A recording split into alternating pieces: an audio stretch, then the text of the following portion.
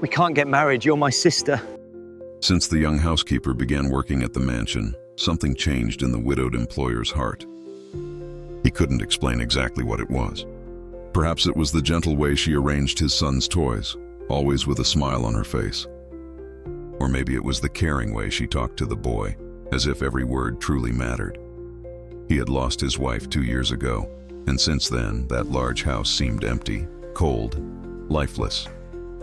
But since she arrived with her blue and white uniform and bright yellow gloves, the hallways came back to life.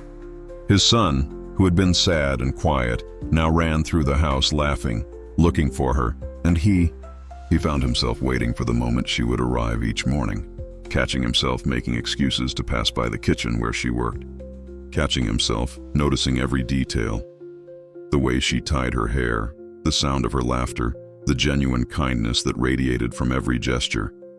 Deep in his heart, something awakened. A feeling that went far beyond gratitude, something that frightened him, yet made him feel alive again for the first time in years. But the more this feeling grew, the more confused he felt. Who was this woman? Where did so much light, so much inner strength come from? How could someone in such a simple position radiate so much dignity and love? He decided to investigate, not out of distrust, but from a deep need to understand. He hired a private investigator, discreetly requested information about her past, about her family. When the report arrived in his hands, he locked himself in his office and began to read. The first pages were as expected. Birth in a small town, raised in an orphanage, a life of difficulties but honest. But then he saw a name, her biological mother's name in the orphanage records. His heart stopped. It was his own mother's name. He read and reread that line dozens of times, hoping he was mistaken. But he wasn't. The dates matched. The documents were authentic.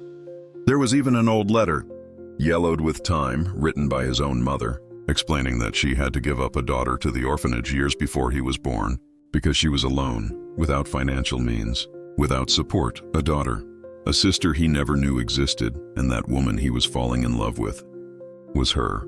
The shock was devastating. He felt his world collapse around him. The love that was blossoming inside him, that hope of starting over, of building a new family, of being happy again. Everything transformed into pain, guilt, confusion. He spent days avoiding her, locked in his room, trying to process that impossible truth. She noticed the change, of course, asked if she had done something wrong, if he wanted her to leave. And each word from her was a new stab to his heart, because he couldn't love her the way he wanted to. But he also couldn't push her away. She deserved to know the truth. She deserved to know her real story, and he needed to find the courage to tell her. It took 2 weeks before he finally gathered the strength to call her to talk. It was a sunny afternoon.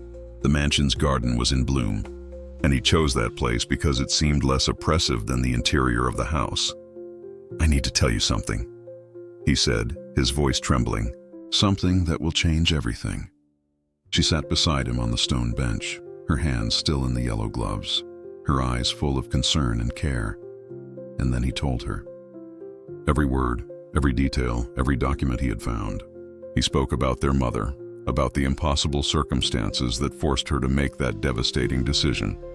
He spoke about how he had grown up without knowing he had a sister. And he spoke about how, by a cruel twist of fate, she had arrived at his house. The housekeeper listened to everything in silence, her eyes filling with tears. At first it was disbelief, then shock, then a deep pain upon understanding that her entire life had been marked by a separation she didn't even know existed. But when the tears stopped falling and the truth settled in her heart, something unexpected happened. She looked at him, at that mansion, at his son playing in the distance, and a new feeling was born. It was no longer the weight of doubt or loneliness. It was the joy of finally discovering her true family, of knowing she was no longer alone in the world, of understanding that the connection they both felt from the first day wasn't coincidence. It was blood recognizing blood. "Family recognizing family. I have a brother," she whispered, testing the words, feeling their weight and beauty. "I have a family." They never looked at each other the same way again. The impossible romance that could have been transformed into something even deeper, even more precious. The union of siblings that life tried to separate. But destiny brought together. The employer, now brother, began to care for her not as an employee anymore, but as the family she had always been. He offered education, opportunities, a permanent place in that house that was now hers too. And the housekeeper, with tears and a smile, took off her yellow gloves for the last time and understood that even though love had changed form, it remained eternal. Because family love, brotherly love, is one of the greatest gifts life can give. And on that sunny afternoon in the garden, embraced as siblings after a lifetime apart, they both finally felt complete. Did you like this story? Then like and follow the channel for more stories like this.